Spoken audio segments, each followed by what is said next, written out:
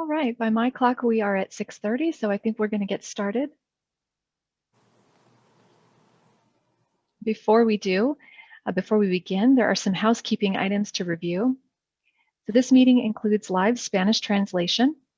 We will include all materials from tonight's meeting in Spanish posted to the project website. We are recording this meeting, and the recording will be made available on the project website along with a PDF of the presentation. We do have a live Q&A plan for tonight, but if something occurs to you later and you want to send us a follow-up comment or question, you can direct those to the project website. And then all the questions and responses that we received tonight will be posted to the rtaok.org website. So let's just quickly review the Zoom functions of tonight's meeting. Please note that we have disabled the chat and the raise hand functions. However, you may use the Q&A button found at the bottom of your screen as indicated on the slide. Please feel free to send questions or comments at any time throughout tonight's presentation. We will conduct the live Q&A after a brief PowerPoint presentation. You may use the interpretation found at the bottom of your screen to switch to the live translation, Spanish translation at any time. And we wanted to just make you aware that due to time constraints this evening, we are scheduled for 1 hour. We may not be able to answer all questions, but we will post the questions and all responses that we received tonight on the rtaok.org website. So with that, we'll get started.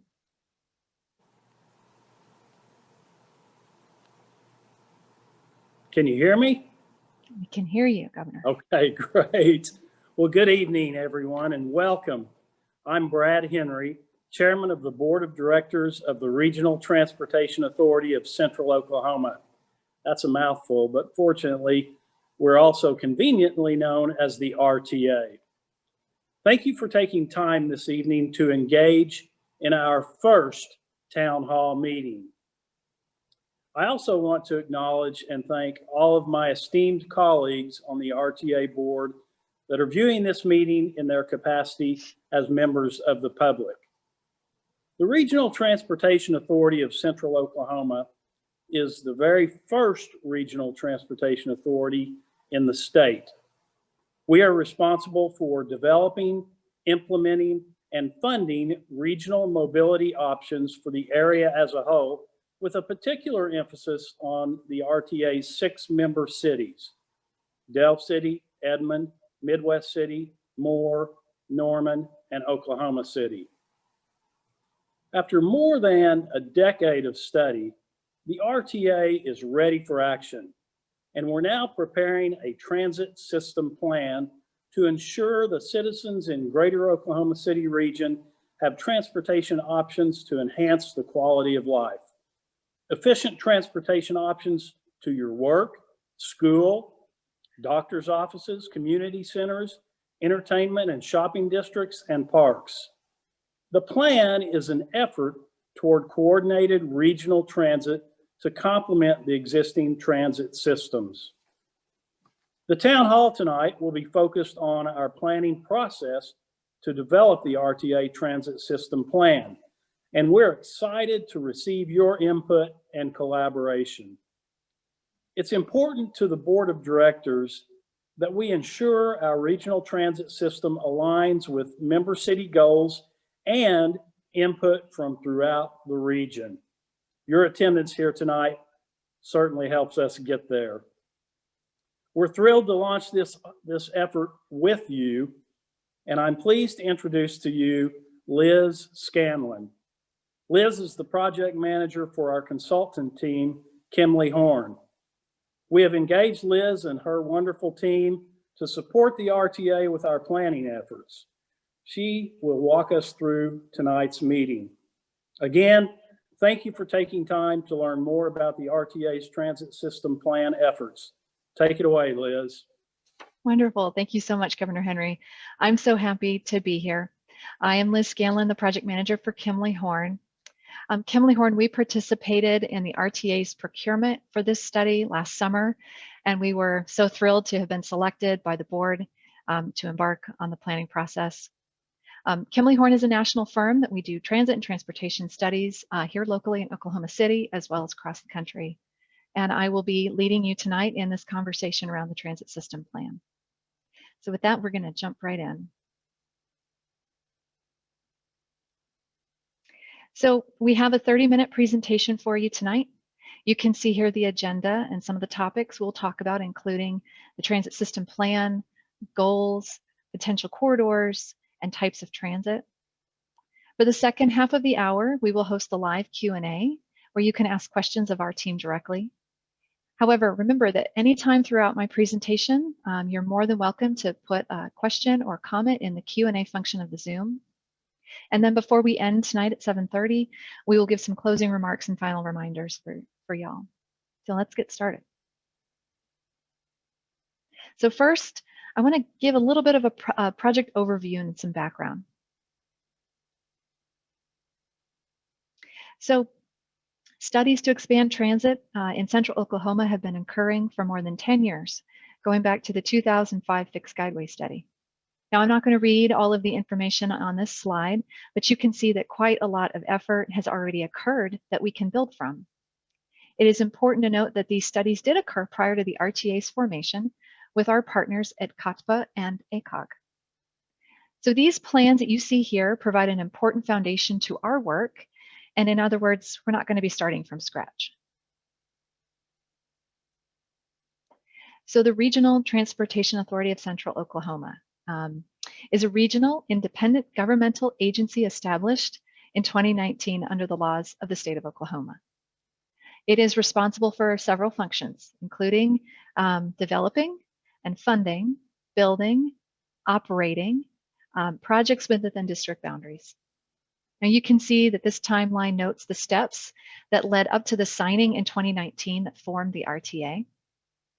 And this journey towards forming a regional authority included numerous studies, involved a lot of stakeholders, different committees, public meetings, and really was a joint effort across the region.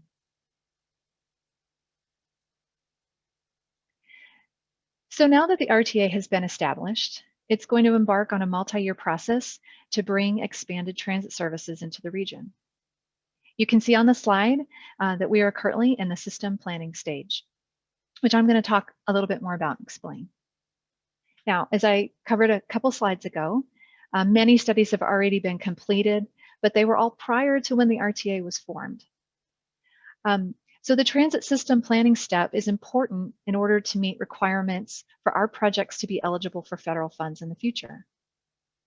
And then after the RTA's transit system plan is in place, we will embark on several project development steps to further study each corridor, each project in detail, including the examination stations, routes, the environmental review, the detailed engineering, and then ultimately will lead to implementation.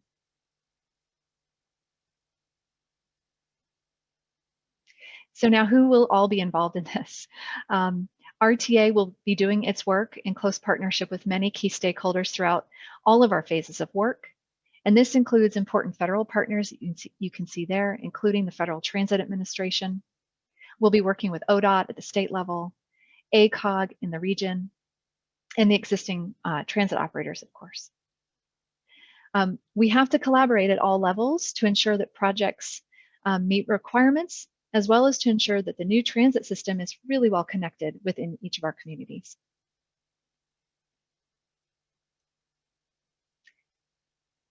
So let's deep dive a little bit and talk about transit system planning, transit system plan. So this is the first step to bringing the RTA bringing expanded transit into the region.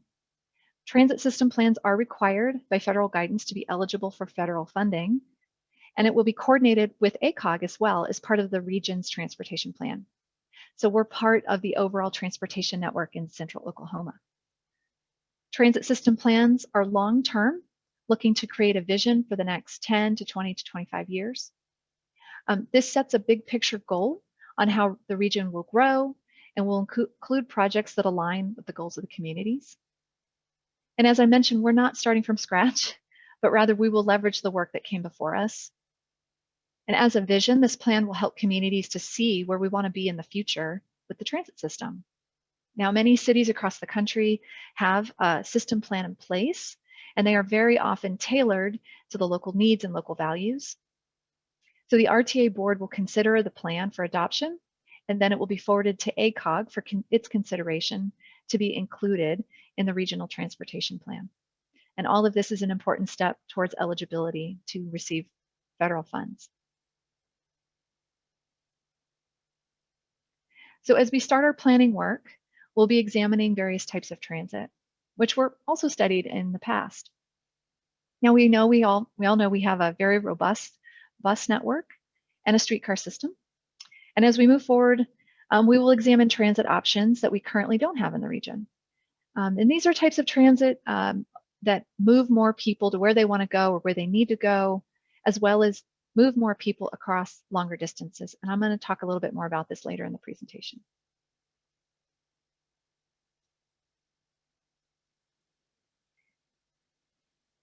So as part of the transit system plan, we're going to be looking to develop goals.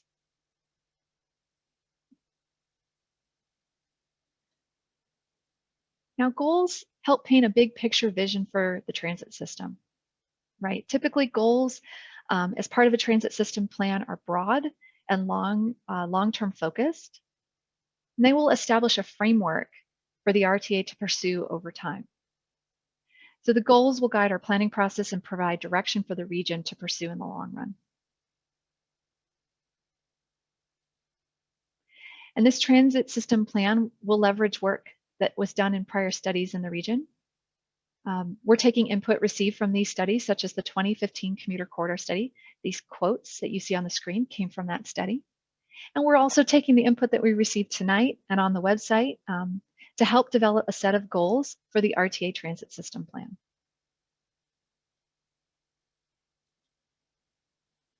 So now we've looked at the previous studies as well as other transit system plans to create what we're calling the universe of goals. And this universe of goals is grouped into sort of 4 themes, which you can see across the top of the boxes. Now, mobility and connectivity. This aligns with creating more mobility across the region for faster, more reliable routes and creating transit capacity, both for today, but also importantly for the future to meet growth. Equity and accessibility aligns with creating a system that's equitable for all people, whether that be commuters, our seniors, youth, disadvantaged communities, and to ensure that the new improvements are safe, very important to be safe, and accessible for everyone. Land use and economic development considers how new transit systems really inspire community building, how we integrate new stations and new facilities into communities, and how to accommodate and promote growth. Sustainability and viability considers fiscal responsibility and cost-effective projects, as well as using technology and innovation to becoming more sustainable. So these categories of goals have been shared with the RTA board, and we will work toward to continue to work towards goal statements for the board to consider as part of the system plan. And we really want to think about this universe to consider what is most important for the RTA's transit system vision.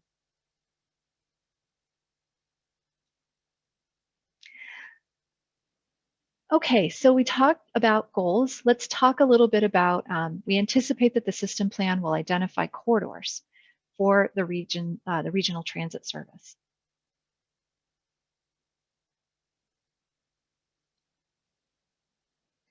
Now, when thinking about potential corridors to connect, we start by examining key regional centers, key activity areas such as downtown and the airport and the universities, as well as Tinker. Now on this map, north is at the top of the page, and right where boxes 3, 4, and 5 are located, that's downtown, just to orient everybody on the orientation of the map. Now, what we see here on the image are key employment centers, entertainment centers, the convention center, restaurants and shopping, and even future development sites to connect to where people live, right? And we want to start to think about how do we make connections between these areas to enable people to move about the region most efficiently.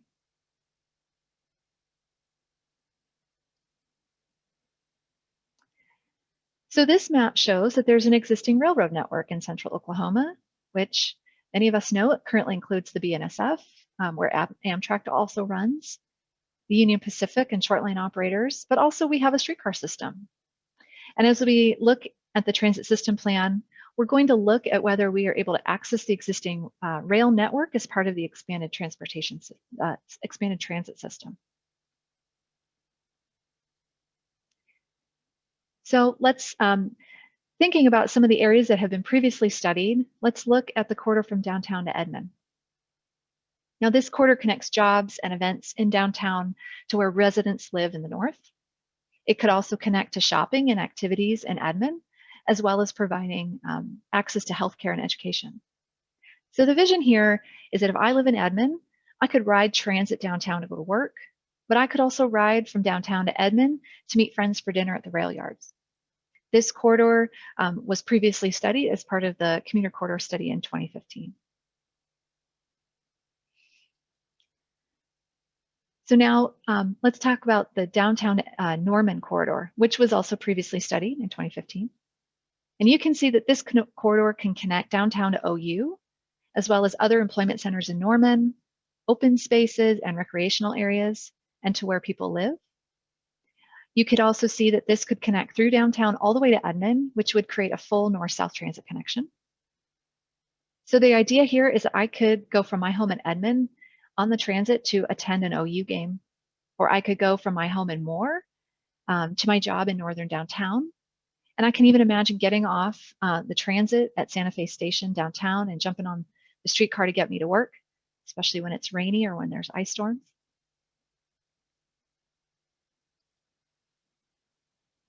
And now, the largest employer in the state is Tinker, we all know.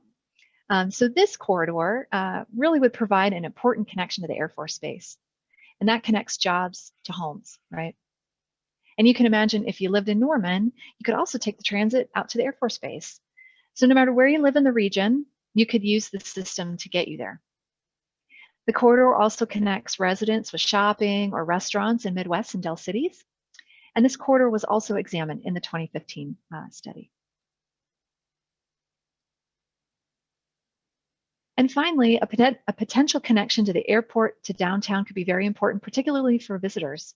I mean, we can imagine that this corridor could really help for economic growth as the region attracts large conferences to the convention center, or for visitors flying in to attend Thunder games or other similar attractions.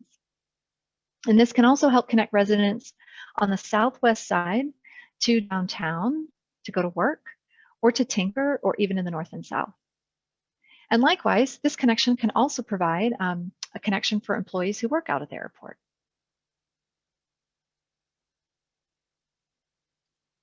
So to recap, here is the map showing the potential corridors that could be included in the RTA's transit system plan. Now, it's important to remember there's also local connectors already in service, such as the streetcar, and planned services, such as the bus rapid transit to the northwest, which is shown here in yellow. These local connectors are really, really important to make that first and last mile connection from the larger regional network to our homes or to our jobs. Bus services such as CityLink Edmond, Embark, or Norman or others would also serve a very important first and last mile connection. And there could also be other connectors like building parking lots so you could park and ride, or adding more bike lanes. And we welcome thoughts and feedback on these potential corridors. So that was a lot. I hope everybody's still with me out there. We're almost through the presentation, then we'll go into Q&A. So let's talk a little bit about the types of transit. We want to kind of think about that. We currently have local connectors such as the bus service and the streetcar system, right? The transit system plan will identify a vision for corridors to connect the region.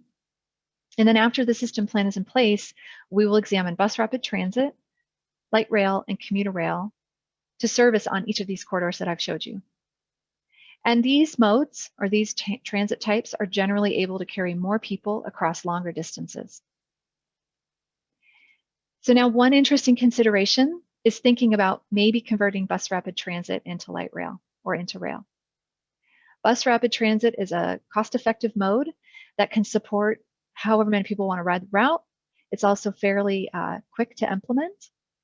But over time, as the route grows and becomes more and more popular, and maybe even as funding becomes available, it might make sense to, in the future, convert it to a rail. So we can think about this as a potential for some of our corridors as a stepping stone strategy as we grow the transit network. So this slide shows some of the trade-offs of the different higher capacity transit. And it's important to note that none of these are good or bad. They each have characteristics that best suit the community that they will serve. And so what we'll talk about is the type of transit or mode and a couple of their general characteristics that you can see on the slide. So let's step through this. So first, frequency. How often does the transit come? How long am I going to have to wait in between the bus or the trains? Seating capacity is how many people can we get on the train or the bus? How many people will it move in a given hour or during the day? Station spacing is how close or how far apart the stations are from one another. And this will affect the total time that it will take to go from point A from point B. So it'll consider, will it take me 30 minutes or 40 minutes to go from downtown to Edmond? How long is my trip time? Cost. Now, there's a lot involved with cost in new systems. First, there's the cost of how much will it cost us to actually build it and all the things that are needed to operate it. And then there is the cost, ongoing cost to operate it, right? And in general, the more transit carries, the less expensive the service is to operate. We have to factor in also the ticket prices, how much revenue we would generate off of that service. So there becomes a dynamic. We think about how many people can ride it over the entire day does affect how much the service will ultimately cost the RTA to operate. It's very complicated. This is all very illustrative. These topics were all included in a lot of the past studies, and they will all be refreshed as we go forward into our next planning studies. A lot of this data from the past studies is several years old. So we'll be updating and examining these elements. So this slide is really just intended to give you a sense of the trade-offs that we'll be looking at as part of our more detailed planning work as we go forward, once the system plan is in place.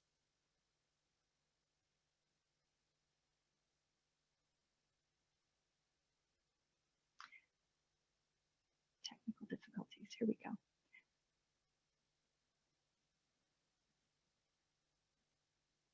Okay. There we go. Now we're working. Okay. So that was a lot of information, and that is the main part of the presentation. I want to talk a little bit about what's coming up next, so you know what to expect from us. Looking ahead, our team will conduct briefings with the RTA board in February. We'll provide them with a debrief on tonight's meeting and the community input that we receive, of course. We're planning to host another town hall meeting on March 24th. So please stay tuned for more details. Hope to see you there. We're also currently planning for the RTA board to consider the transit system plan in April. And then after that, we would go into sort of this deep dive, more detailed planning work that I was mentioning through the presentation. So thank you for listening and your attention. We're excited to talk about these topics, and we're going to go ahead and open it up for the live Q&A. I'm actually going to stop sharing momentarily, and we'll come back to the PowerPoint shortly. Okay, let's see. Okay, now just before we get started, just a reminder, we're doing really well on time, but due to time constraints, we may or may not be able to answer all the questions tonight, but we sure will post all questions and responses from this meeting on the rtaok.org website.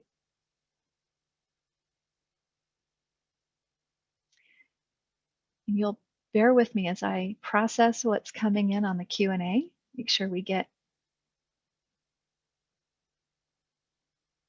Okay. Get my bearings here.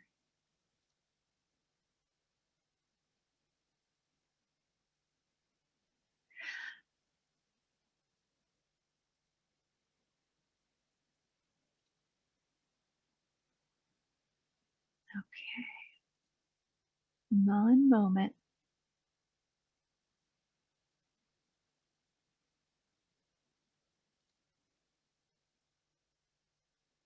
Sorry for the delay. I'm just making sure I can see what's come in on the Q&A. Bear with me.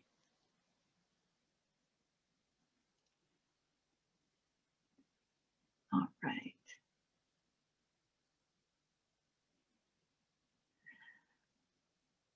Okay, so we have some questions coming in on who's at funding and paying for and cost of the system, which is a great question. And as I mentioned, as part of our upcoming work, we'll be examining, we'll be refreshing and examining costs for the new projects. In terms of, so costs will be updated and we'll get a cost estimates for each project that emerges. And then on the funding side, we expect that it would be a mixture of state, federal for sure, and local funding. And that will also be developed as part of our more detailed planning studies coming up after the transit system plan is in place. So we'll refresh the cost estimates, understand how much things will cost, and then we'll develop a companion funding plan. Okay. We have questions coming in about transitioning from car-centered transportation system to a system that has a regional transit option. That's great. Good question. So this transit system vision is really about thinking about the future, right? And as the region grows in the next 10 to 20 or more years, we're thinking about how to add mobility choices across the region, right, into the overall transportation network. And giving our residents more choice on how they move about the region to go to work, go to school, go to the doctor's office, and what have you. And so it will make this region more competitive economically. It can help increase jobs and overall kind of economic health, as well as provide choices for us as the region grows in the future. That's good questions. All right, let's see.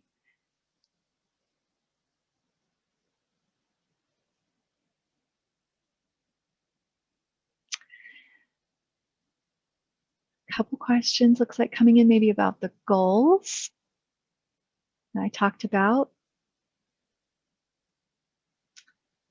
And whether how the goals will be included in the plan. So let me expand a little bit more on the goals that I talked about. The universe of goals that we presented, we pulled from previous studies, as well as informed by prior community input, as well as looking at other similar transit agency plans. So this is a broad universe, and then what we'll do is we'll develop goal statements for the public's consideration as well as for the boards, and those would be a companion to the or part of the transit system plan.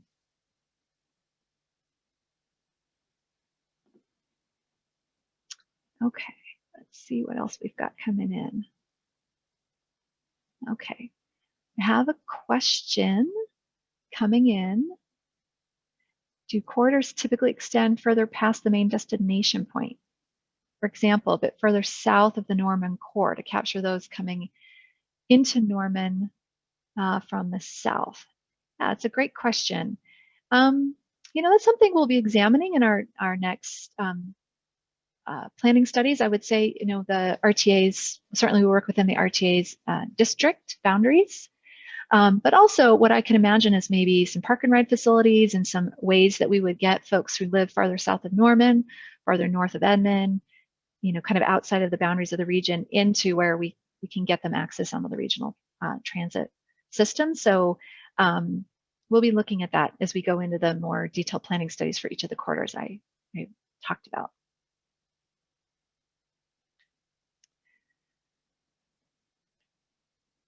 Let's see what else we have coming in. Bear with me.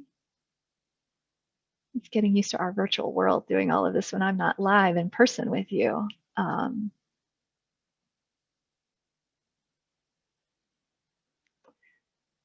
let's see. It looks like we have some questions coming in kind of about how the rail service design would work. And if there's federal funding for commuter rail service, there certainly is federal funding out there for commuter rail service, yes. And are there other systems or states being reviewed? It seems like the system in and around Salt Lake City is a similar model. Yes, so yes, there is definitely federal funding for commuter rail systems. I actually, in a previous life, worked in Salt Lake City on their commuter rail system. So there's quite a few projects across the country that have been funded by Federal Transit Administration for their commuter rail improvements. Okay, let's see. What's a reasonable time frame for funding? Well, that really is dependent. We're going to be exploring that as we get into the next bit of planning studies and the more detailed planning work to determine, again, I mentioned we need to know what things cost, refresh all the costs, and sort of have our arms around how much things will cost to build it, and then we'll put together a companion funding plan. And as part of that funding plan, we'll imagine the years, how long it will take us to build things. And so there's a lot that will go into the time frame for funding.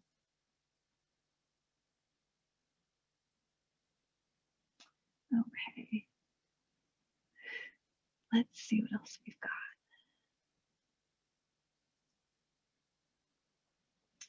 Is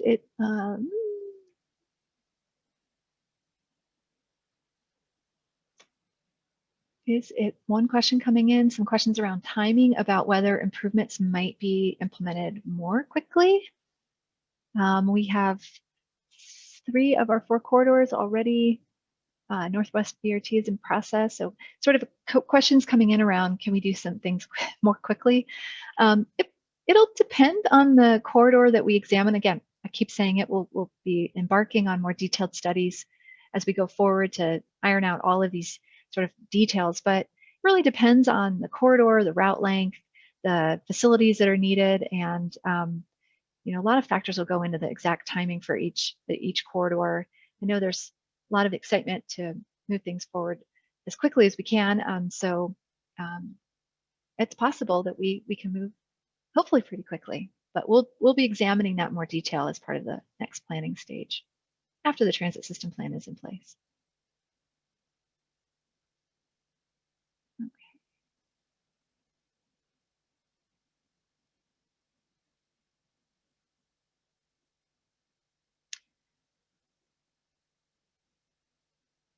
Just checking in.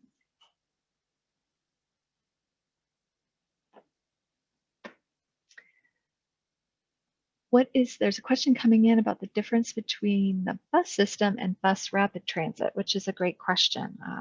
Bus rapid transit is typically has, it's sort of a couple of things that are different over the regular bus system. Stations are a little farther apart, sometimes has signal priority, so it can go faster in traffic. Sometimes they are in their own corridor, so they're not running in the street with the cars. Sometimes they are actually in their own kind of dedicated right-of-way, which again makes a bus rapid transit faster than the regular bus service that's weaving in, kind of working in traffic. They typically have stations that you would get on and off at, branded stations with a place to sit and wait and a canopy and amenities for passengers. So the idea is bus rapid transit is sort of intended to be a little faster trip time, a little bit more amenities for passengers, nicer vehicles, longer buses sometimes.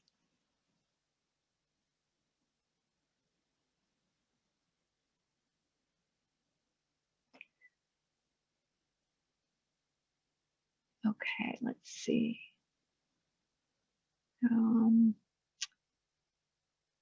How are projects of this scale typically financed? All federal or some portion of public-private? Transit projects across the country generally have a mix of local funding, state funding, and some federal money, so federal grants. The Federal Transit Administration is the agency with the United States Department of Transportation that funds transit. And so most transit projects try to have a little federal funding. Some portions public and private. Typically, transit projects are mostly public funded. Sometimes there's some private investment around stations and development, but for the actual investment in the transit systems, typically that's public in general. It's always something to be explored where we can partner with private funding to bring projects to fruition.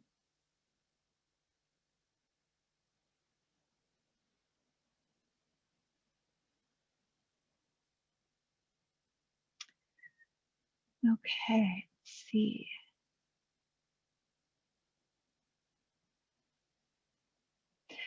So we have some questions coming in around bike facilities and bike parking and how bikes will fit in the future with the future train station or the rail stations or the transit stations. That'll be something we'll be examining as we get into the detailed planning.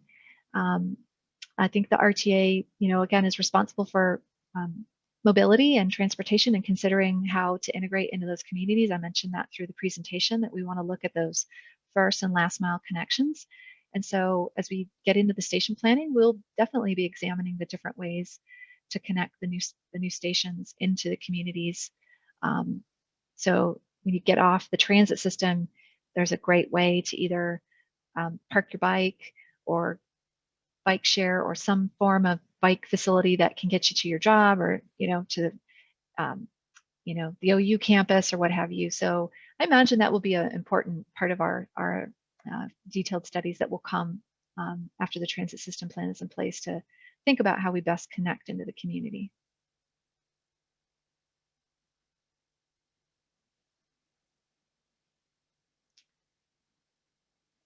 Okay.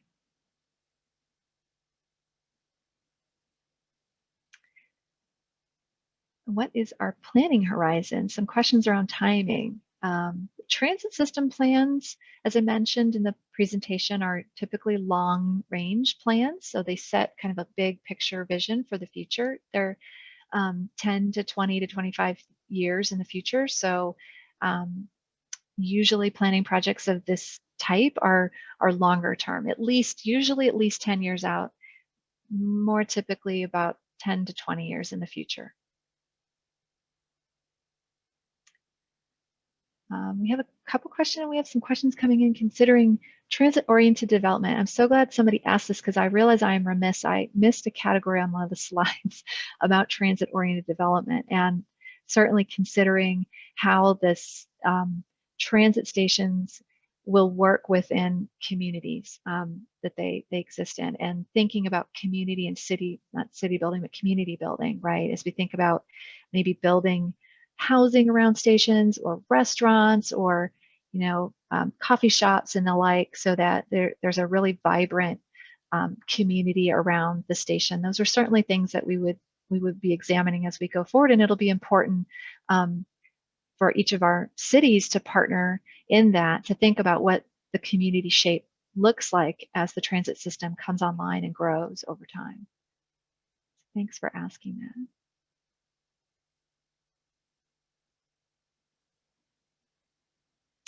What is the process for getting funding approved? Well, so federal funding, there's a very clear, what is called a capital investment grant program from the FTA that has a lot of steps. It's all codified and clear. And so there's a kind of a grant application process to go through for federal funding. In terms of state funding, state grant programs, very similar. And then on sort of local funding, which we'll be examining the best ways to locally fund. There'll, I'm sure, be multiple or different processes to seek funding here locally.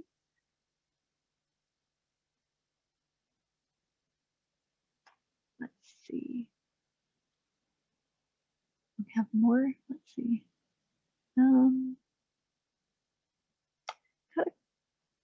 Got a lot of questions coming in around bikes and whether bikes will be a consideration, especially specifically a rail system that includes rails to trails to accommodate people riding bikes. New Mexico Rail Runner. Is this in Santa Fe as an example of a rails to trail system? Yeah, I think I mentioned earlier that bikes and mobility connections will be something we'll be examining. Maybe to expand a little bit more, we'll look at bike lockers. Some systems across the country do allow bikes on trains or bikes on the transit vehicles. So we'll be looking at all of that. We really want to make sure that the regional transit system connects into the communities the best way, right? And offers mobility choice.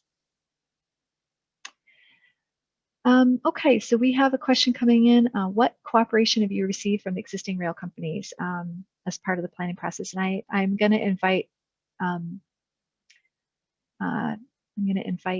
Catherine Holmes to help me answer that question. Not to put you on the spot, Catherine, about the existing rail companies, so BNSF and the Union Pacific, and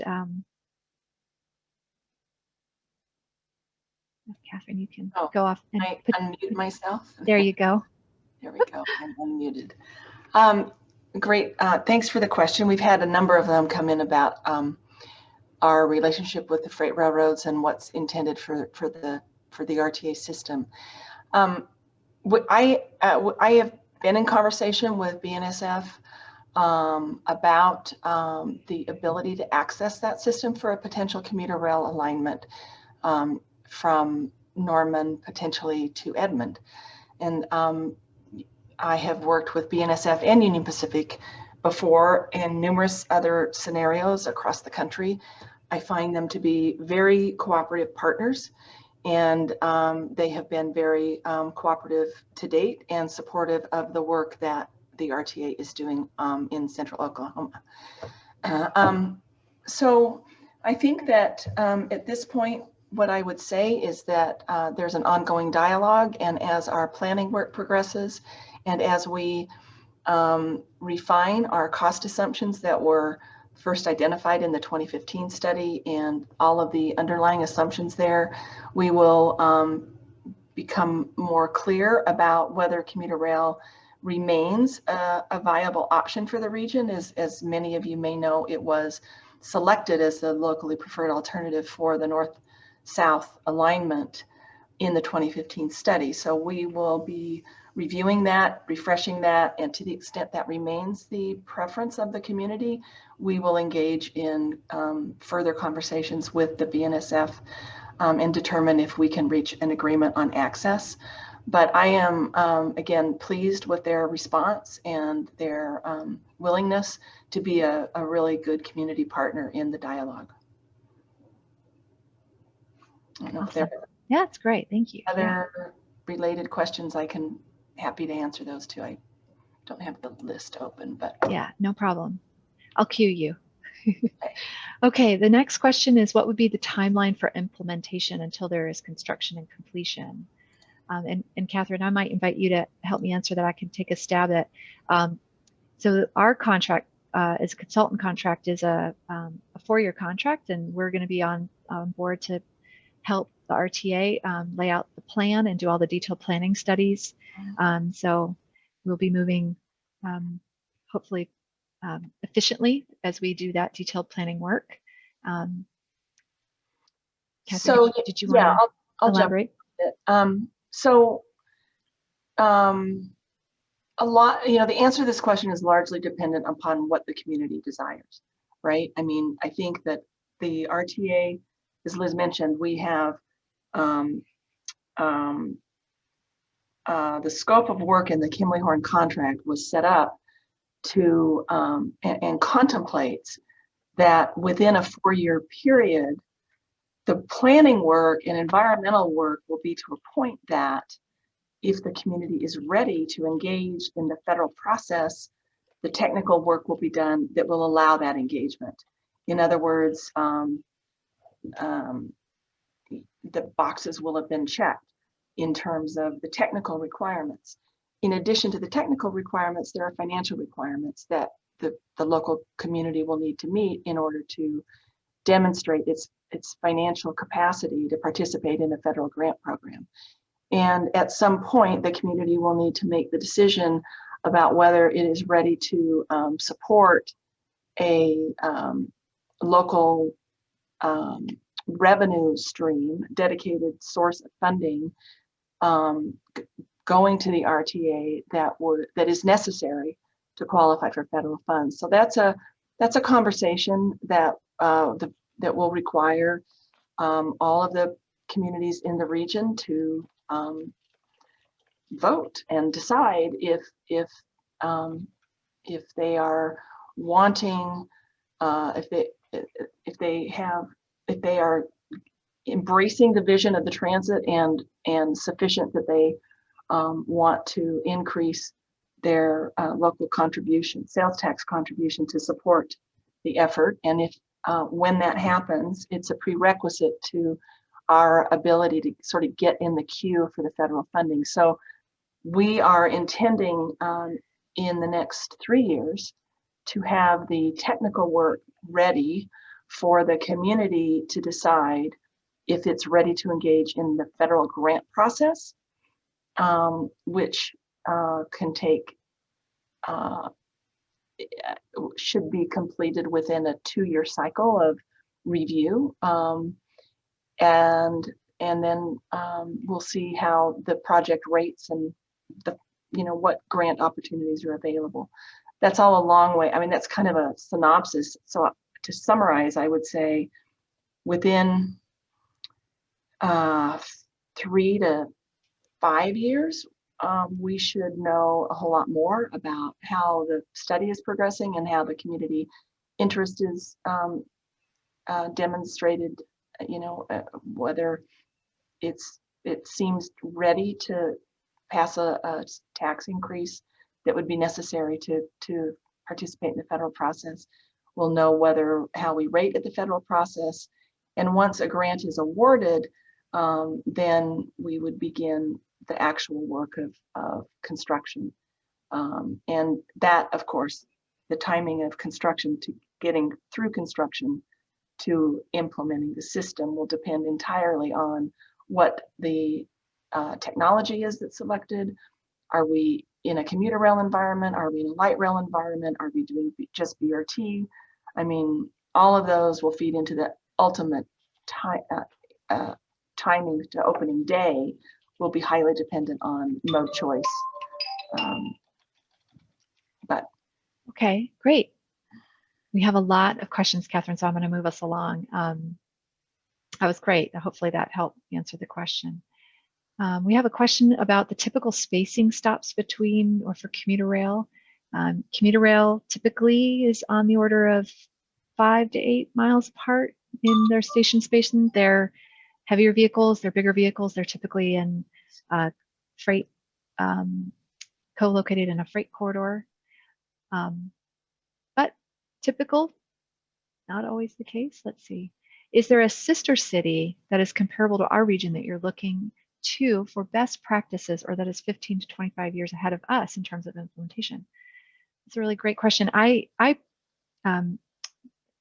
started my career actually in Salt Lake City and worked on their transit expansion that was going on now 10 or 15 years ago. So for me personally, I see a lot of similarities in Oklahoma City, and I think they have all modes. So they're a city that has commuter rail, light rail, streetcar, bus rapid transit, really big bus network.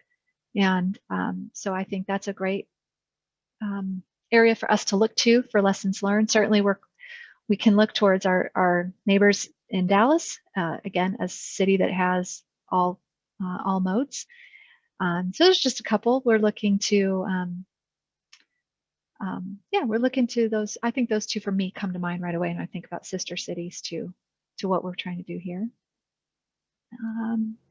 And Liz, maybe I can jump in here too. I mean, because I failed to introduce myself when I spoke last time. So I was the general counsel of the Utah Transit Authority and was the architect of the expansion of that system. I did all of the corridor acquisition in the Salt Lake region from Union Pacific. It was 185 miles of acquisition, and was, I was the lawyer at the time, led the negotiations and shepherded the projects through the federal process, through the implementation of the first 4 or 5 lines I then left Salt Lake and went on to do national work for multiple similar systems across the country. But, and as Liz said, Salt Lake is, in fact, I still live in Salt Lake. I think it's a great example with many similarities to the Oklahoma region.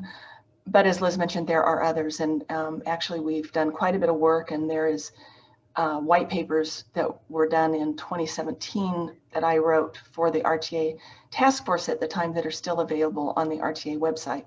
If you want to go in, you can look at those, and where we examined about 6 other cities that were comparable in size that do a kind of a more detailed analysis of how the RTA might take advantage of some lessons learned in those cities. Awesome. Okay. Okay, we're getting on to almost where we're about to run out of time. So let's see if we can get a couple more in here. We have a question coming in about the difference between commuter rail and light rail. So light rail has just characteristics. Light rail is first of all, an electrified vehicle. It has an overhead catenary system. It generally travels about 55 miles an hour. Station spacing is on the order of about a mile apart. And the routes really depend. It can be, 15, 18, 20 miles long. Carries not quite as many people as a commuter rail. Commuter rail, on the other hand, tend to be diesel-powered vehicles, heavier vehicles. They often are in a freight rail corridor, and they need to be sort of safety compliant to operate with the freight railroad vehicles. But they're bigger vehicles, so they carry quite a lot of people, so they tend to go longer distances, higher speeds, more on the order of 79 miles an hour. So hopefully that gives you a little flavor of some of the key differences, and we'll be talking a lot more about the transit modes as we go into our next phase of planning. Next question is, what opportunities for further community engagement are coming up? We will have the March Town Hall on March 24th.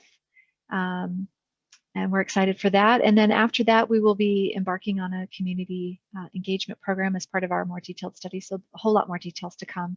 And stay tuned on the RTAOK.org website to keep in touch with us. And we'll be reaching out as well as we move forward. Hey, Liz? Yeah, sure. Liz, can I chime in just very quickly? Yes, of course. Is that the governor? I can't see you. Yes, it is. Well, Hi, now I can see you. I want to say that any stakeholder or member of the public is always welcome to attend the monthly RTA meetings, either in person or lately we've been doing them virtually, but we also open them up to the public, and we actually have a public comments section just for that, just to hear input from the public. So thank you, Governor. Yeah. All right. Well, we're getting real close to our time. I think that's all we've got time for tonight. Again, I'm going to go ahead and reshare my screen. So we've got a couple things for you here as we close out the hour together. Make sure I got all my, there we go. Okay, so on that note, now that we've concluded, thank you so much.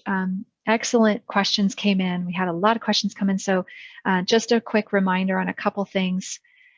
We did record tonight. So if you want to come back and watch again or share this with your neighbors, friends, colleagues, we are going to post the recording to the RTAOK.org website. We are putting all of the materials tonight, both in English and Spanish on the website. I wanted to thank our translator, Osvaldo, for translating for us. And of course, the comment and question form is also on the RTA's website. So if you think of things after the meeting, you can get in touch with us. Now, with that, I'm going to invite Mary Malone to offer a few closing remarks before we conclude tonight. So I'll turn it over to you, Mary. Thank you so much, Liz. Thank you, Catherine. Thank you to everyone who has joined us tonight. And thank you for the really great questions that we've had. My name is Mary Malone, and I'm the RTA Board Secretary and Chair of the Board board's outreach committee. Again, thank you for your participation and your great questions. The plans that we're talking about truly are going to bring the transportation offerings in our region to a new level. And so it's so great to have so many people interested in this process. We created the outreach committee to be able to provide regular updates to our key stakeholders, such as city partners and staff, ACOG, ODOT, federal partners, as well as to make sure that the public stays informed and involved in the progress of the planning work that we're doing. Please, Liz said this already, check in on the RTA's website and social media for news and updates. You can sign up to get regular updates from us. And of course, please reach out if you ever have any questions. Governor Henry mentioned this, and I want to say it again. Our board meetings are open to the public, and you are always welcome to join those at any time. Our next town hall meeting, I'll say again, is March 24th. We'd love to have you join us. As of this moment, it will be a virtual town hall meeting. We certainly hope that before too long we will be able to meet in person. But until our COVID numbers look better, we're going to remain virtual. We are really excited about the hard work, but the wonderful work that's ahead of us as we work together to bring regional transit to Central Oklahoma. Like I said, it's a game changer for our region, and it's a game changer for our state. So with that, I would like to say thank you again, everyone. Be safe